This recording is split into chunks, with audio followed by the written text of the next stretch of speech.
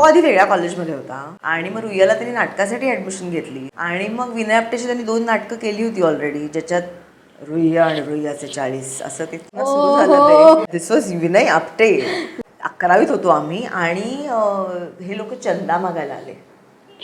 चंदा द्या ह्यांना कोणाला तरी मदत करायची ना. आम्ही खूप सिरियसली नाही देऊया असं म्हणून आम्ही काहीतरी आमची पॉकेट मनी मध्ये आम्ही आपले चंदा देतोय. चंदा मागणारा माणूस हा निलेश दिवेकर आणि संजय नार्वेकर होते, दोघंजण.